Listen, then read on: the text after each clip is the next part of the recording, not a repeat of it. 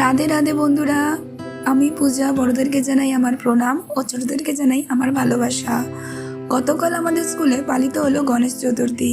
আজ আমি আপনাদের সঙ্গে শুধু অভিজ্ঞতা নয়, এর মধ্যে লুকিয়ে থাকা শিক্ষা, তাৎপর্যের কথাও ভাগ করে নিতে চাই। ভগবান গণেশ, তাকে বলা হয় বিদ্যা, বুদ্ধি আর সুবুদ্ধির দেবতা।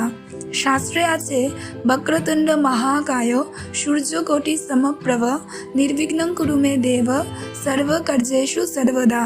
অর্থাৎ গণেশের নাম নিলে জীবনের সব বাধা দূর হয়, কাজে আসে সাফল্য। তাই প্রতিটি শুভ কাজের শুরুতে আমরা তার আরাধনা করি। আমি স্কুলে আছি 3 বছর ধরে।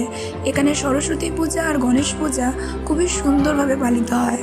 পাশাপাশি দক্ষিণ ভারতীয় ঐতিহ্যের উৎসব ওনাম আর পোঙ্গালও সমান মর্যাদার সঙ্গে হয়। এতে শিশুরা ছোটবেলা থেকেই শিখছে ধর্ম, ভাষা বা সংস্কৃতির ভিন্নতা থাকলেও ভক্তি আর ঐক্যই আমাদের প্রকৃত শক্তি। এবার আসি গতকালের পূজায়। ভোরে সবাই 6টার মধ্যে স্কুলে হাজির। শুরু হলো পূজা। প্রথমেই গণেশ ঠাকুরকে মালা পরানো হলো। সেই মালা বানানো হয়েছিল স্কুলের সব কর্মরত মানুষ একসঙ্গে হাতে।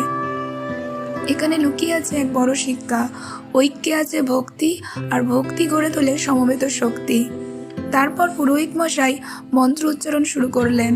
ঘণ্টা, শঙ্খ, কাসরের ধ্বনি মিলে পরিবেশ ভরে উঠল আধ্যাত্মিক আবহে। এরপর অগ্নিযজ্ঞ হলো, যা আমাদের শেখায় যেমন আগুন সব অপবিত্রতা পুড়িয়ে দেয়, তেমনি সত্যিকারের জ্ঞান আর ভক্তি মানুষের অন্তরের অন্ধকার দূর করে। সবচেয়ে শুভ মুহূর্ত ছিল নারকেল ফাটানো। নারকেল ভাঙা মানে অশুভ ভেঙে শুভের সূচনা। এটাও এক শিক্ষা, যতদিন না আমরা ভেতরের অহং ভাঙতে পারি ততদিন সত্যিকারের উন্নতি আসে না। তারপর শুরু হলো আরতি। সিনেমার গান নয়, খাঁটি ভক্তির সুর। হ্যাঁ, সবাই একসঙ্গে গান গেয়ে হাততালি দিয়ে যখন গণেশ ঠাকুরকে ডাকছিল, তখন মনে হচ্ছিল ভক্তি মানে বাহ্যিক প্রদর্শন নয়, ভক্তি মানে অন্তরের নিষ্ঠা।